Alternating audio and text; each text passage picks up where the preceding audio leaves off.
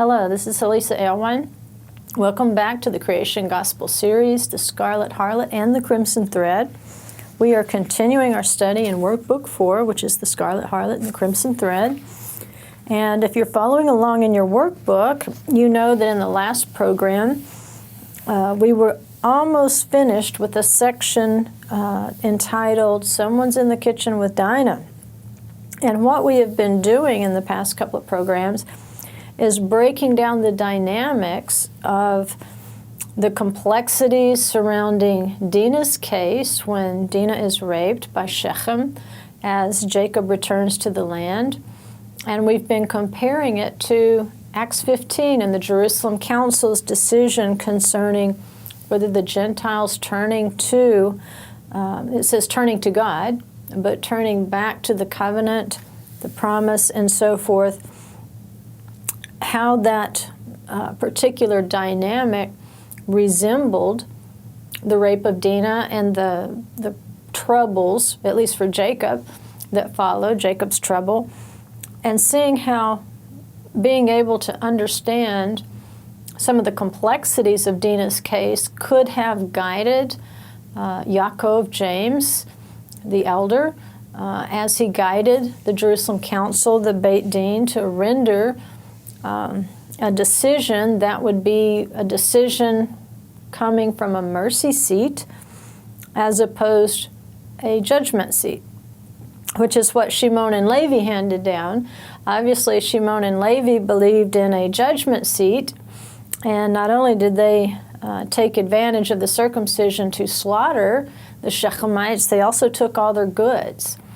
And as we looked at in the last program, there were so many complexities and questions associated with the case that it would have been very difficult to stand in first century sandals, even with the example of the Torah, and try to come up with a good decision based on the Torah itself, the commandments, the condition of the Gentiles, how much they knew even about moral, what we would call moral behavior, not even walking in the commandments of the Torah, but just walking in the morality taught by the Torah, and the opposing opinions that were presented concerning at what point should a Gentile be circumcised once he comes to the God of Abraham, Isaac, and Jacob.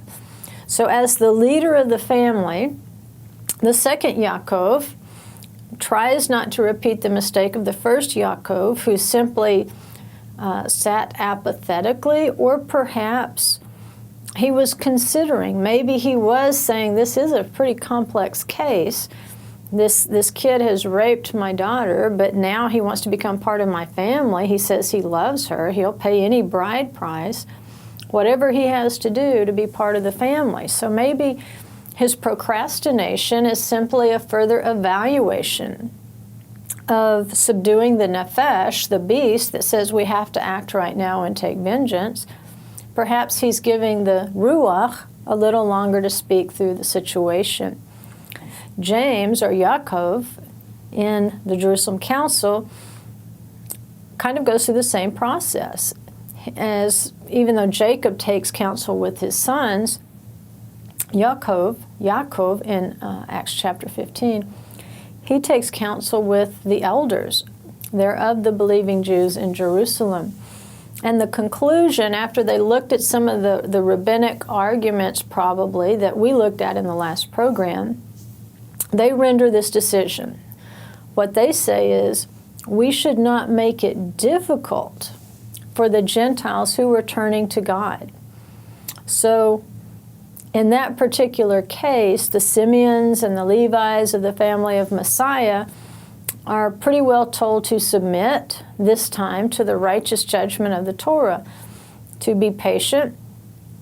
And let's look at this thing more in the context of the example of Abraham, who was not circumcised until the age of 99 after he had achieved some level of the moral ideal that the Torah actually teaches. And so it wasn't the first thing Abraham did, it was closer to the end.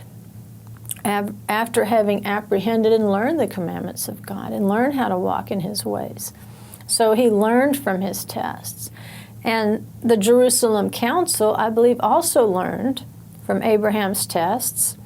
I believe they also learned from the example of Dinah that when someone is sincere, when they sincerely want to be part of the covenant, you have to evaluate each individual, because as an individual, it looked as though Shechem did want to change. He did want to draw close to the covenant, whereas the Shechemites were in it for what they could get out of it, because they talk about will have their livestock and so forth. And livestock, we know, is representative of the nations, the clean livestock, because it's the clean livestock that always accompany the patriarchs back to the land after they have been on a journey, on a pilgrimage somewhere else. So there's evidence of learning in the Jerusalem Council. Whether things went south a generation later, they couldn't have known that. They wouldn't have had that glimpse into the future that their decision in good faith in the first century would lead to the proliferation of pagan infusion into the believing community by the non-Jew. There was so many historical things that it really couldn't have foreseen how those would impact the believing community. But they did show evidence of having learned from the Scriptures not to repeat the mistake. If someone is sincere, then let's not make circumcision the first thing that happens. Let's teach. Let's learn. Let's walk. Let's see as this person walks what their level of sincerity is. Because if they walk a while and then they're tired and they turn back, if they've not been circumcised, there's no harm done. But if you're walking around with evidence that you're part of the believing community, which is circumcision, the sign of the covenant, then what you're saying is, I've mastered it all, and you can look to me as an example of what the ideal is. And they're saying, well, with these pagans, they don't know the first thing about the Torah. They're going to go out and they're going to sin. They're going to transgress. And they're going to do it ignorantly. But we can't have this held up as the ideal of what a believing Israelite is. So therefore, let them go and learn. Let them go and learn Moses.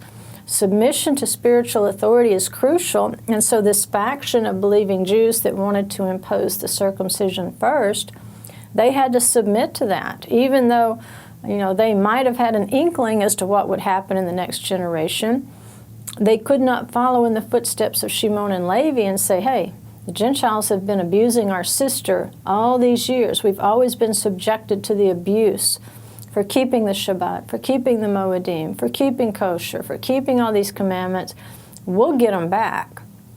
We'll make them get circumcised, and we'll just punish them for even thinking about wanting to come into the holy community. So likely their motives were found wanting, although as we looked at the rabbinic argument, we could see that there was indeed a side that said, if somebody's willing to do that, it could be considered evidence of sincerity, that they don't intend to turn back and they're not just playing around with us, that they're not just trying to get our stuff by intermarrying with us. And that Jacob's trouble, I believe, is what the Jerusalem Council was trying to avoid, because I can only imagine the repercussions if all these hundreds and thousands of Gentiles all of a sudden became circumcised. I'm sure that would have caused a stir, at least in the first century. But the alternate instructions, it's not that they just said, well, no, you don't have to do that. They lent instruction along with their decision. Along with the judgment came instruction. And ideally, that's what judgment would do. It wouldn't just give you a decision, yes or no. It would actually teach you something in the process of accepting that decision. And from Dinah's story, we can see evidence that the Jerusalem Council was trying to teach not just the Gentiles, but to teach the believing Jews some of the lessons of Jacob's trouble, with Dinah's rape. There is a presentation and instruction about 4 very specific commandments that they said, instead of circumcision, let's not start you there. If you have to start someplace, do these 4 things. And then basically go to the synagogue. But it says, because Moses is preached there every Shabbat, you will learn in the process, week by week. But those 4 commandments were to abstain from food that is polluted by idols. In other words, it couldn't have been offered up to or dedicated, consecrated to a pagan idol. Sexual immorality. You can't commit adultery and fornication. Those part of the Big Ten, obviously. Meats of strangled animals. If we look that up in Harper's Dictionary, if we check in the Greek, basically what they're telling them is not to eat animals that aren't rabbinically slaughtered. If you know anything about Judaism, that there is a process of slaughter, the shechita, in which certain rules are observed, which are very humane in terms of how the animal itself is treated, and very specifically designed to drain compassionately and reverently the blood away from the animal so that the blood is returned into the earth. So it's not just you knock an animal over the head or, pick up some roadkill on the side of the road. That's not kosher eating, even if it's a kosher animal. That these animals have to be slaughtered in a very specific way.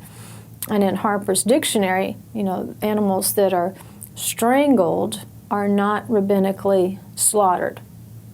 So it's basically telling them to eat kosher. If you're going to eat meat, then eat kosher meat.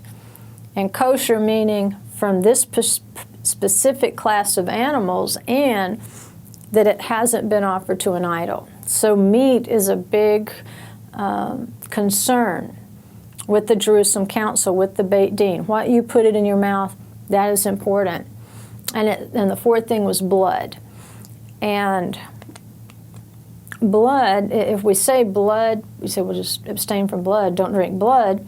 Well, yeah, that is a commandment of the Torah. But there's also a whole class of judgments or statutes that deal with issues of blood, the laws of Nidah and so forth. And so how you handle that blood is very important, because it affects even the most intimate places of your relationships, your marriage and so forth. And obviously it would have a bearing on whether they could even come into the temple there to worship. So that idolatry that was in Jacob's household when he leaves the land of Laban, that's being addressed right there with those 4 instructions. Because remember, abstain from meats offered to idols. If you'll remember, Rachel stole the household idols of Laban, and she hid them. And then she sat on them while he was looking for them. And what she tells him is, it's my time of the month, so excuse me for not getting up. So right there you can see at least 2 of the issues. You can see that idolatry, stealing those household idols, that's directly related to eating things that are offered to idols.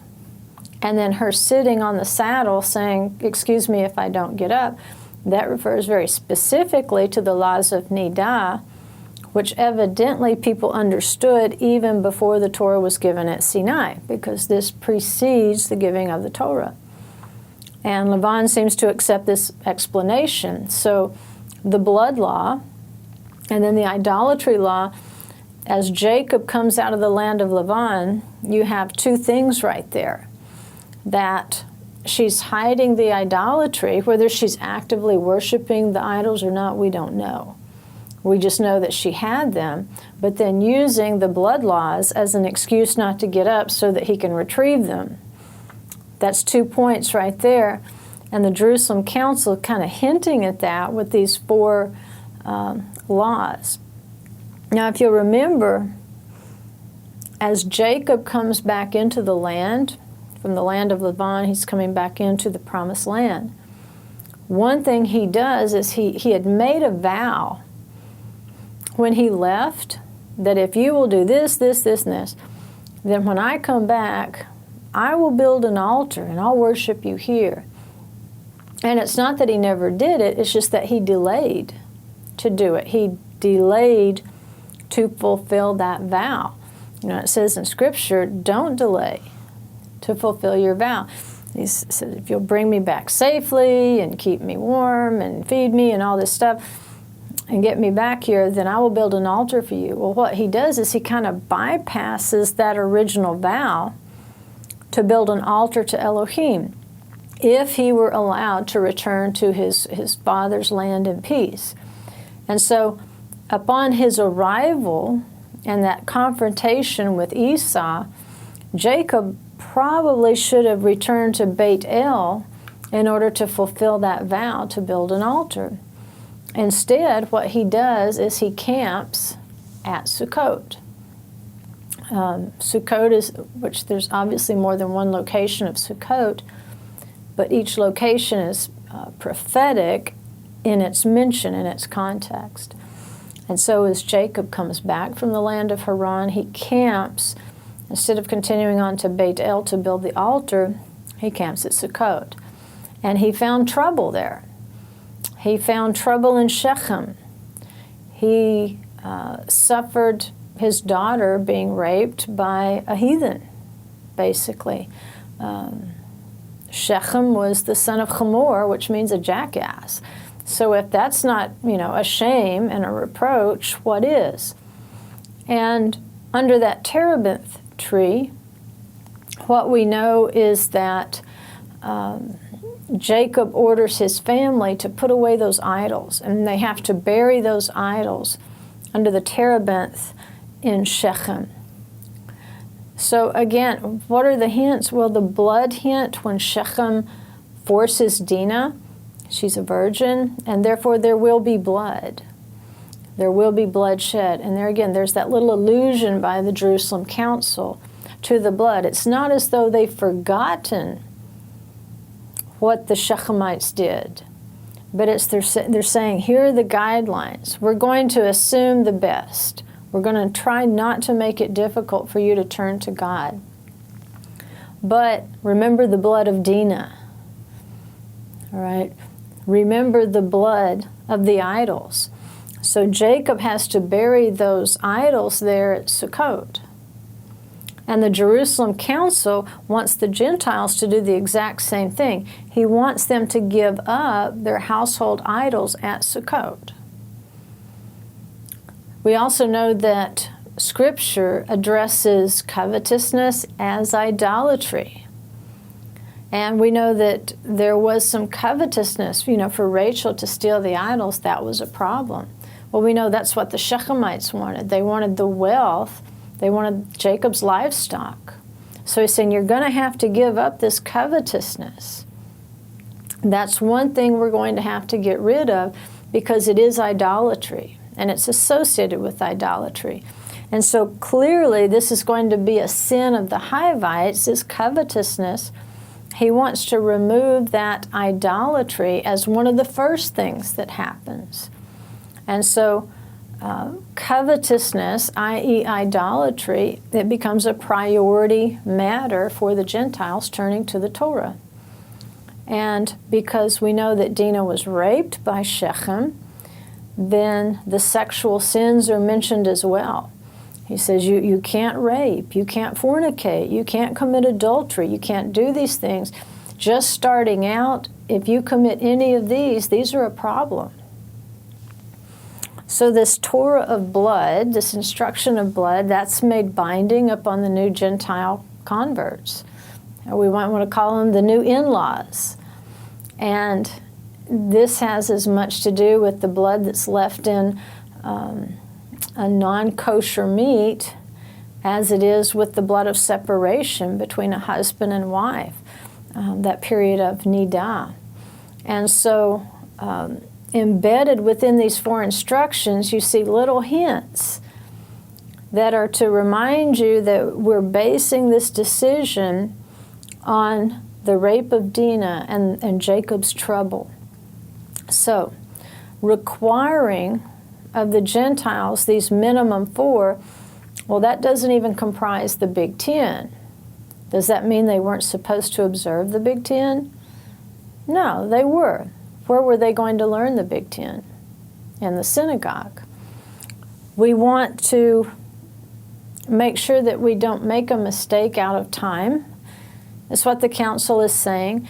We understand circumcision is not an immediate requirement according to the Torah. And the final thing we would like for you Gentiles to do, so that you can understand this the way that we understand it, is to go to the synagogue and hear Moses. You're supposed to learn that Torah in a very gradual manner, the same way a Jewish child learns it. They learn it as they grow up. Well, sometimes physical age doesn't define how fast we grow up. Because for a Jew who's brought up in the Holy Scriptures, they have grown up with them. But for a Gentile who maybe discovers the Holy Scriptures at the age of 30, they're a newborn. And they're going to have to learn the same way that a newborn Jew begins to learn as he can apprehend, as his cognitive and spiritual development continues, the same way with a non-Jew who comes to the covenant of the Torah. They have to learn daily, weekly, in the synagogue. In fact, if synagogues were so bad, why would the Jerusalem Council have told the Gentiles to go there to learn Moses? So, he says, go and glean what you can about the Torah and learn as you grow. Learn as you go and learn as you grow. And so if we are to marry Dinah, if we are to marry ourselves to the Torah, to the covenant through the inspiration of the Holy Spirit, we really need to understand our covenant before we just rush in there, which is kind of the way the Israelites did it at Sinai. They hear the terms of the covenant and they say, we will do and we will hear. Well, I'm sure they meant it at the time, but very quickly they started playing the harlot with the golden calf. So they made a commitment before they had the ability to follow through. And I'm sure that was the concern about the Gentiles, is they might be eager right now. They might be riding a wave of emotion right now, but how sincere are they? Will they repeat our mistakes? Will they go back to a golden calf, within 40 days of hearing the good news? So they're going to have to learn how to handle the Torah, and the best way to do it is to go to the synagogue. There's a discipline there, there's a process there, there's an orderly way of learning there, and they can grow with respect to their faith when they hear the Word. And they can do this with great care. They can do this without violence. They can do this without hostage taking. And it'd be wonderful if that were still the way it is. But unfortunately, the more religious people consider themselves, the more violent they become with the Torah, the more hostages they take, and the less care they take with the sheep they're supposed to be nurturing and feeding. But in this process, the Gentiles learned how to live with their Israelite family. They learned how to live with Dinah. And even in the process of learning those judgments of the Torah, they were learning it from a mercy seat. That's what the Jerusalem Council was offering them. You can become part of the family.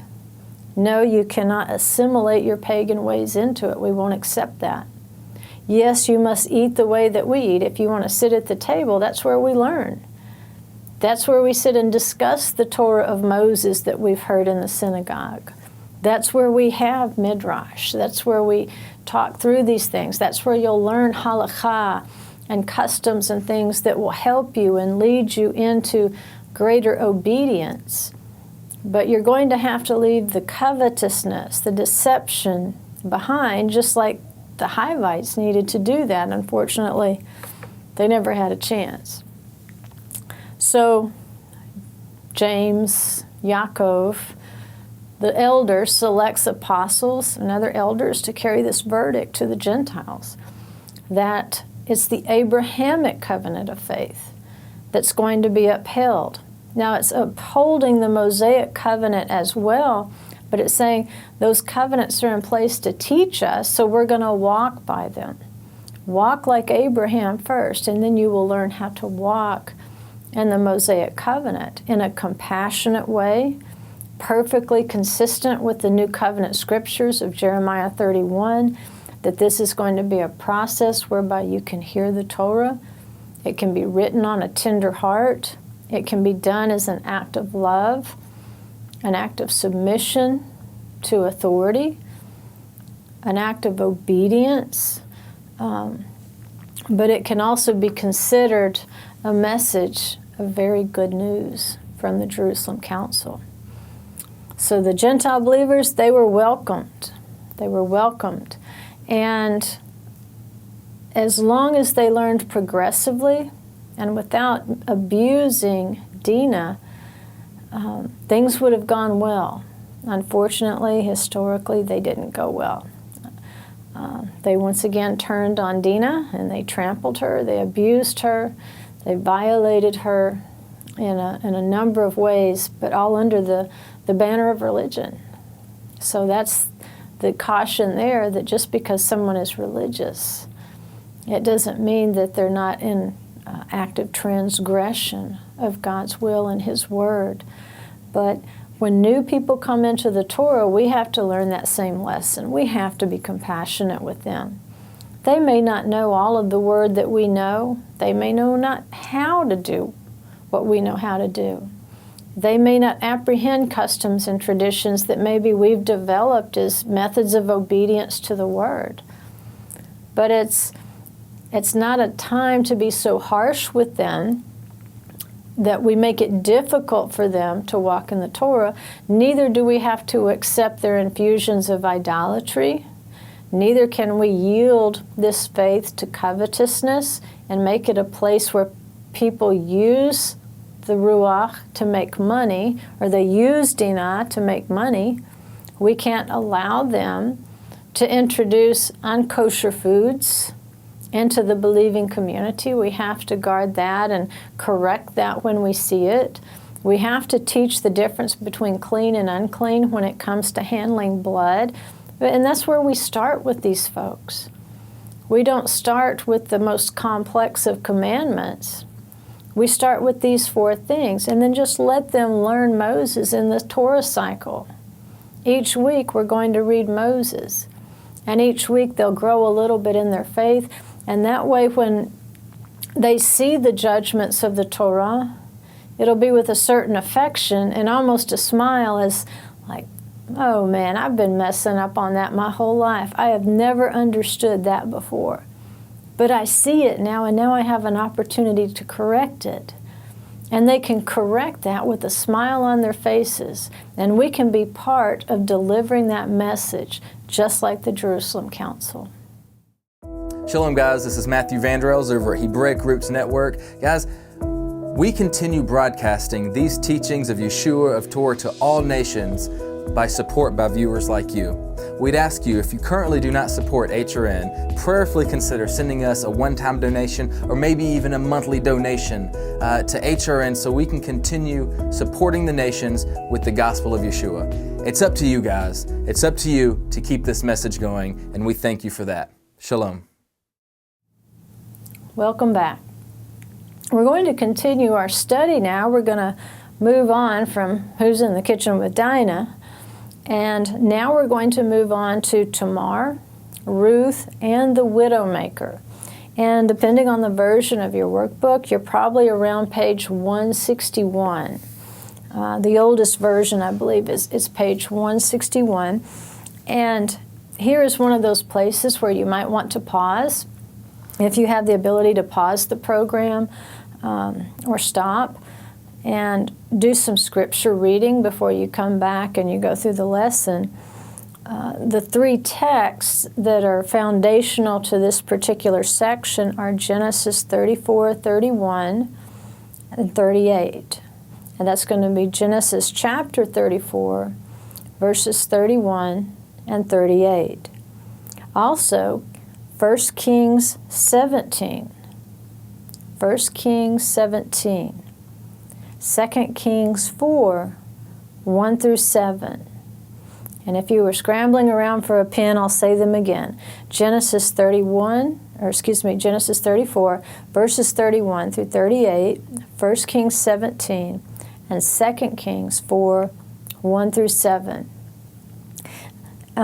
Like I said, the title of the section is Tamar, Ruth, and the Widowmaker. We're going to look at some more exceptional women in Scripture and see if there's any patterns there that are going to help us out a little bit, and also see that there's a continuation with Tamar and Ruth that continues this thread that we've been looking at from the beginning, that scarlet thread. For instance, Tamar, in the context what we're reading, I know in the last section we looked at Tamar, the daughter of David, but in this section we're looking at Tamar, who married Judah's son. And then this son passes away, and she marries the next son, and he passes away, and Judah says, not again. And so he withholds that son, and he ends up conceiving twins with Tamar. That's the Tamar we're looking at. And Tamar, we know, she was mistaken for a harlot.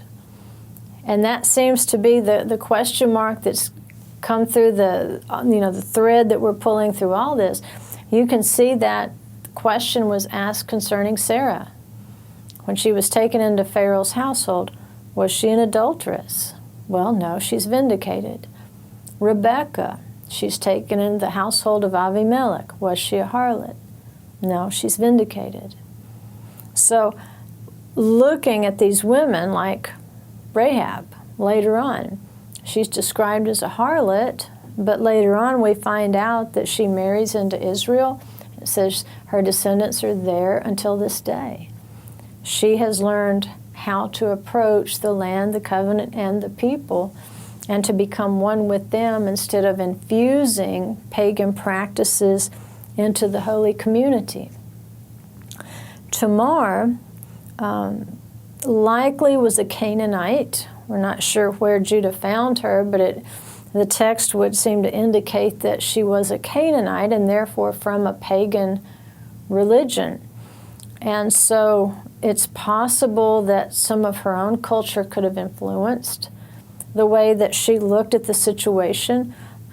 It's also possible that it's merely a spirit of prophecy that resided in her as a righteous.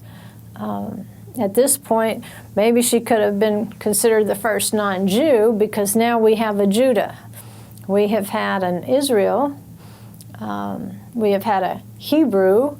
But at this point, up until now, we really haven't had the possibility of Jews until Judah was born. And so she marries Judah, probably a Canaanite, but she has a vision for the seed of Judah to continue. And without the vision of this Gentile woman, how would the seed of Messiah have been perpetuated in the earth? So there's a great faithfulness we can associate with this righteous Gentile who wants to marry into a covenant people. And instead of infusing her pagan ways into the community, what she actually wants to do is to join and be a part of it. Apparently, she even knows about the levirate marriage, in which she's entitled to be married to the brother of her deceased husband.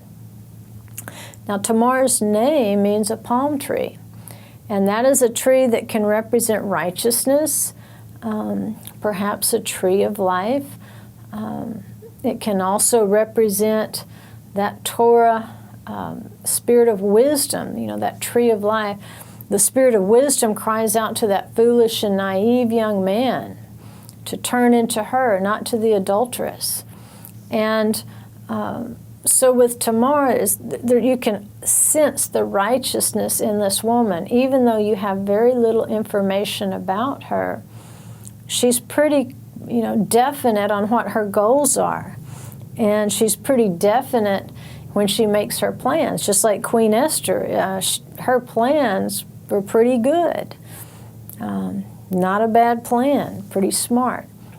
Well, with Tamar, you can't control all variables. You can't make someone walk down the road at a particular time. There's a lot of things that would have to happen right. If she were found to be pregnant and they couldn't get the message to Judah, there might be a variable there. You couldn't control it. Maybe they would have killed her before they consulted him. Any number of things could have gone wrong. Maybe she wouldn't have conceived. But she acts in faith that everything is going to come out just exactly on time and right. Now, because Judah will not allow her, he's lost 2 sons, he figures she's the bad luck. Not really discerning, because the Torah tells us it's his sons who are wicked. She was so righteous that the seed of the woman, this righteous Gentile woman, it was not intended to be wasted in a marriage with his wicked sons. Instead, it's the righteousness of Judah. Perhaps it's latent. Perhaps we don't see it until later when he pleads with Joseph. But we know deep within Judah, even at this point, there is a righteousness in spite of some bad behavior. And by withholding that youngest son, by not allowing her to marry that youngest son, he is actually withholding her right of a levirate marriage. And she has to devise a plan because she wants to conceive. She wants to continue this line of Judah. And remember, with the female, they see to the future. They're always looking to the future. And Judah has only seen the here and now, and his here and now is telling him, I've got 2 dead sons, I'm not risking a third. Whereas Tamar is looking forward. She's saying, there's a plan, there's a purpose here, and I'm here to make sure that in my generation I'm faithful to do whatever it is I need to do to carry that plan forward. So she devises a plan, she dresses as a prostitute, and she does it during sheep shearing time, which by all biblical accounts is a time of great debauchery. A lot of prostitution and so forth went on during the sheep shearing, just as it did on the threshing floor. Later with Ruth, when she goes to the threshing floor, to a person in that day and time, that really would have meant something, that particular location. Just as, we say the red light district, that means something to us. We know that that's a place where there's a lot of sexual sin and transgression. And so when we know that Tamar dresses up as a prostitute, and not just dresses as a prostitute, she does it during sheep shearing so that she can be sure and pull off the deception, we realize she's she's taking this really seriously. And Judah takes the bait. I don't know to his credit, but later on, obviously, it benefits him, and not just him, us as well. As we know, the seed of the woman is perpetuated. But after the deed is consummated, Judah realizes, well, I didn't bring any cash with me. I don't even have a credit card. And so she agrees to take some items instead. And so we'll read here in Genesis 38:18, Judah says, "What pledge shall I give you, since I don't have my MasterCard?" And she said, "Your seal and your cord and your staff that is in your hand." So he gave them to her and went into her, and she conceived by him.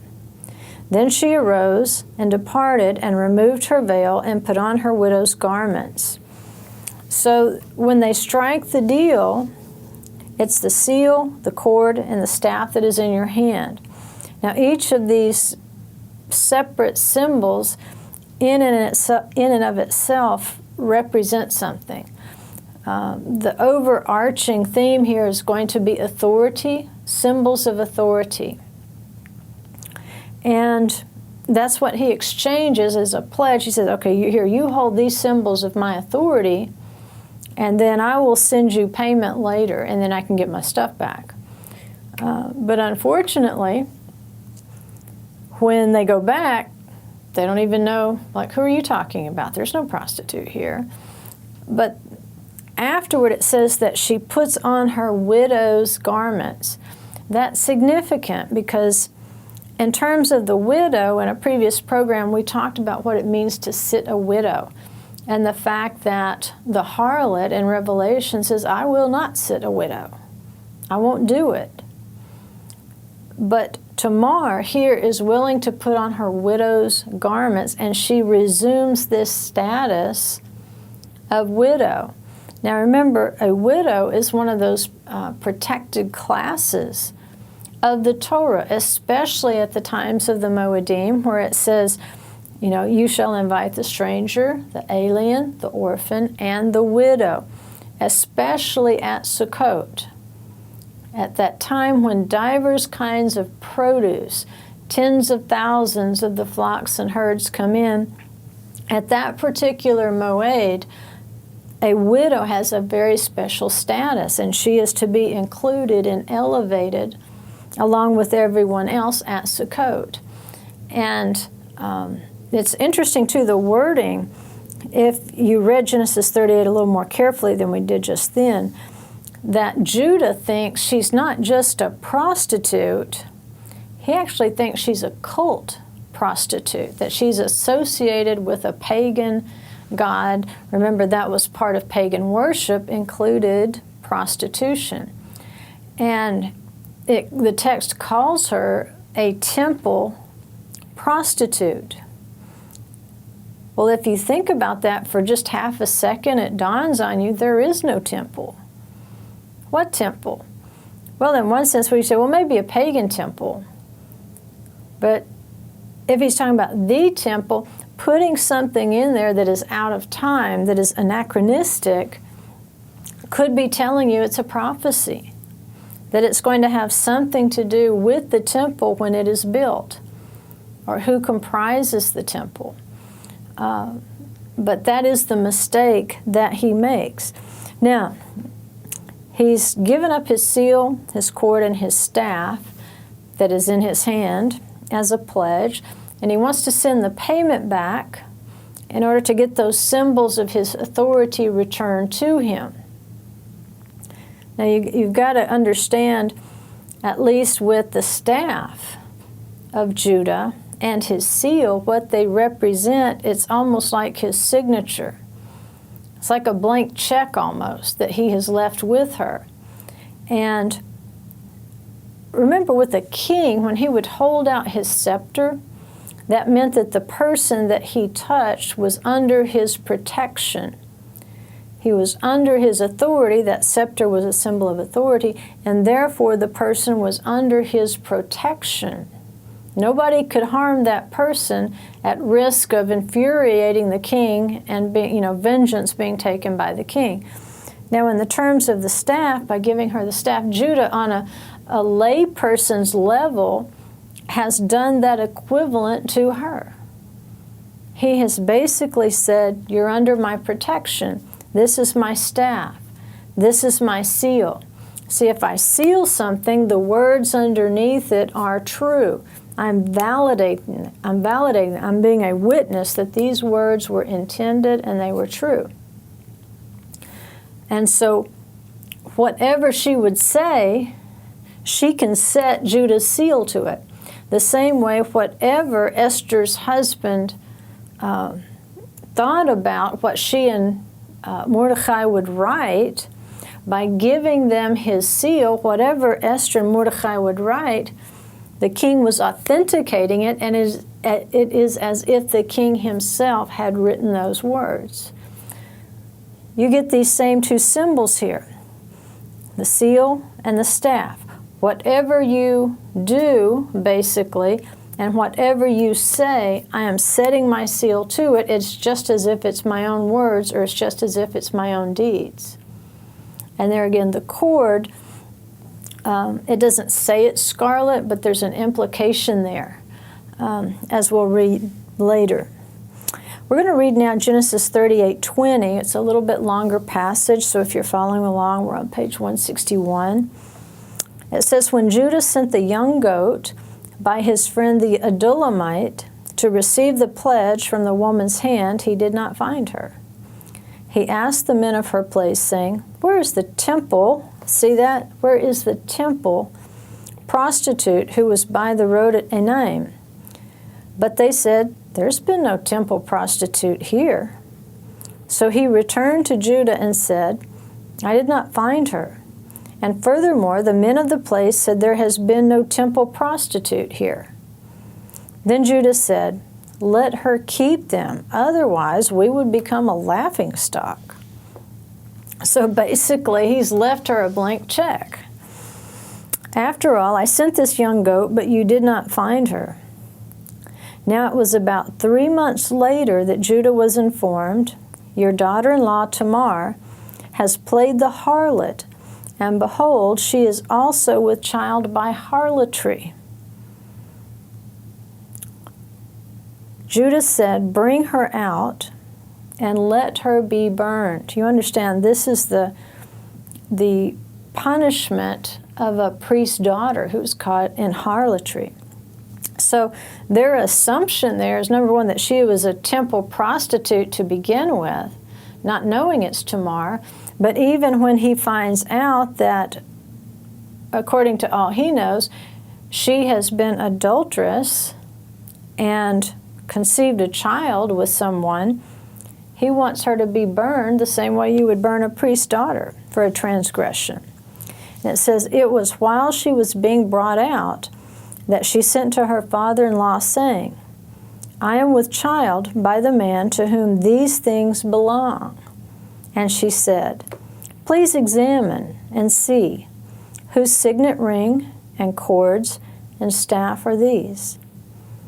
Judah recognized them and said, she is more righteous than I. Right there, as Judah speaks, you can see maybe what Tamar saw in him that she knew needed to be perpetuated.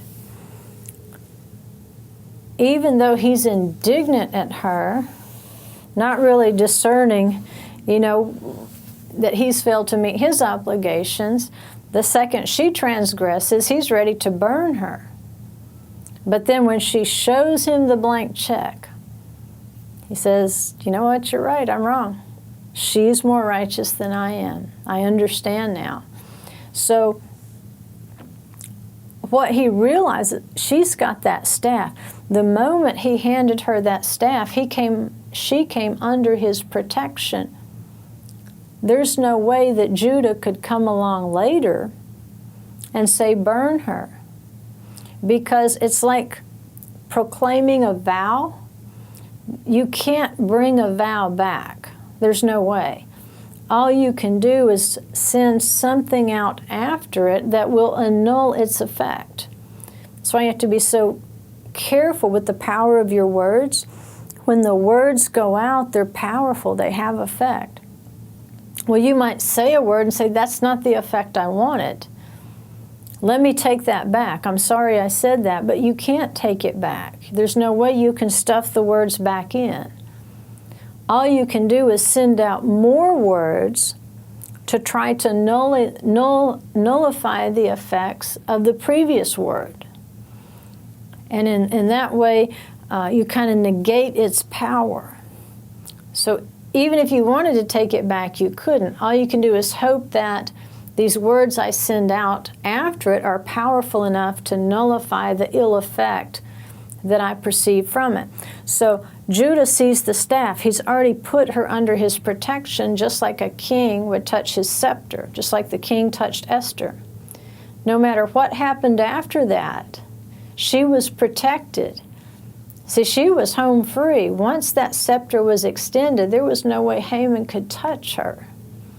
But she wasn't satisfied with just that. She wanted that scepter extended to the entire nation of Judah, concealed there within Babylon. So Judah sees this staff. He knows, you know what? I've already sent the word. Basically, I've made the vow that she is under my protection and under my authority. Therefore, I can only act in accordance with what I've already done. I cannot nullify what is already done. I cannot nullify this child, or in this case, children, that I conceived with her. That was done under my authority, and she has the sign in her hand. It is as though that were my will. It was as though it were my idea, because she's got my signet ring. I may as well have designed the plan myself when he sees these signs. So that's a kind of a quick upturn of indignation. He goes from, you see, poor Judah. I mean, there's no temple prostitute there. It's like, well, I know there was, but no, there wasn't. So it's a rather confusing time for him. He goes from being indignant with Tamar for becoming pregnant to saying, you know what, she's more righteous than I am. I'm not going to give her that penalty for being a harlot. And so that question mark was there. Was she a harlot? In fact, was she a temple prostitute? Or was she a virtuous woman? Well, Judah says she's virtuous. She's fine. Just like Sarah was vindicated. Just like Rebecca was vindicated. As you see this line of matriarchs lining up here, you're going to understand why later even Mary, the mother of Yeshua, that question mark was there. But we find out, yeah, she is a virtuous woman. That's what Joseph found out. What about Mary Magdalene? Was she a harlot or a virtuous woman? She's a virtuous woman. That's what we find out. And so Tamar is simply another link or another weave of the scarlet thread, showing that with these women, so that we will understand how that scarlet harlot runs that parallel track to the virtuous woman, so she can very easily be mistaken. One can be mistaken for the other. We can believe that the harlot is the virtuous woman, but we could also believe that the virtuous woman is the harlot. That's how closely those two are aligned, and it's only sometimes through miracles or a significant revelation of the Ruach HaKodesh that we can look at one and say, this is a righteous woman. But no, this is a harlot, because she's teaching and leading the bondservants astray. She's leading them away from the covenant. She's leading them away from the land and away from the people. And even though Judah never again has relations with her, she's bearing him twins. And if you think of the law of the levirate marriage, it is to produce a male heir to carry on the name of the deceased. And that's why nobody's really jumping up saying, pick me, to perform that function of the levirate to my brother, because I know the child that I conceive with this woman, I really get no benefit out of it in terms of increase, in terms of economic considerations, because my brother's inheritance will go to this child that I conceive with her, not my children. But they really are your children. And that levirate marriage shows you the closeness of brothers, and that one of the greatest acts of sacrifice is to conceive a child that will not be your firstborn, but your dead brother's, to carry on his name. There were two of those dead brothers who married Tamar, and when she conceives the twins with Judah, technically what Judah has done is fulfill the levirate marriage for both of his dead wicked sons.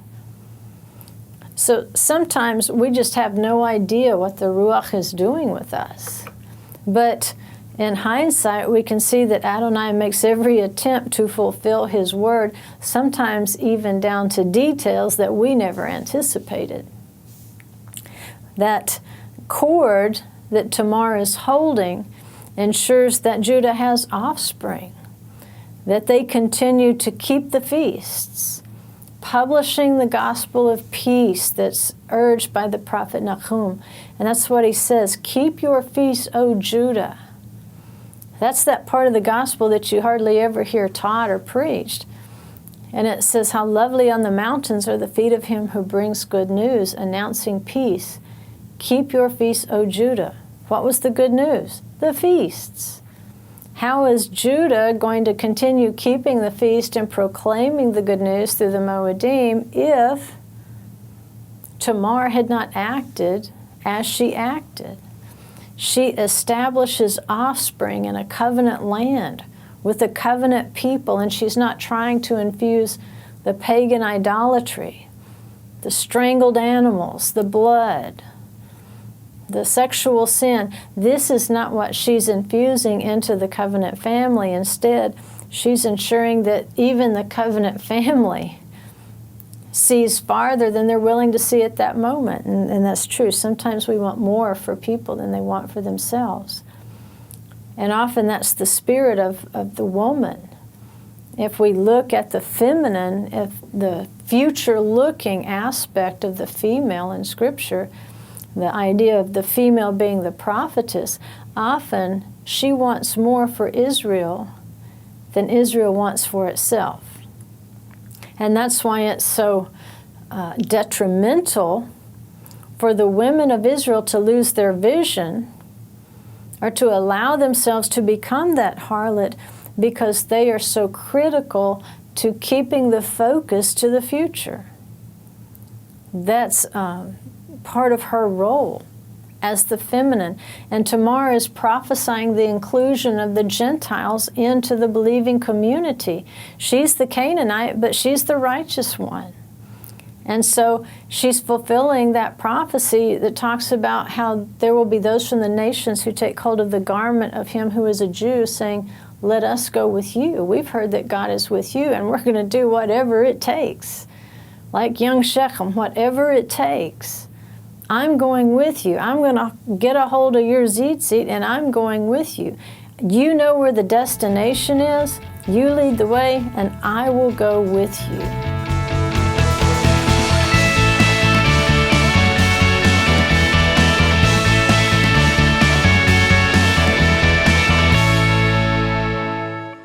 Hey everybody, this is Daniel McGurr with Ancient Covenant Ministries, and I'd like to have you consider donating to HRN, because everything that goes on here is based basically off of your donations. And not only does your donations help you able to watch these programs, but it also helps the message to go forth around the world and to allow other peoples to watch. So I ask you to consider donating your money to the station if you can, and if you can't, that's fine too.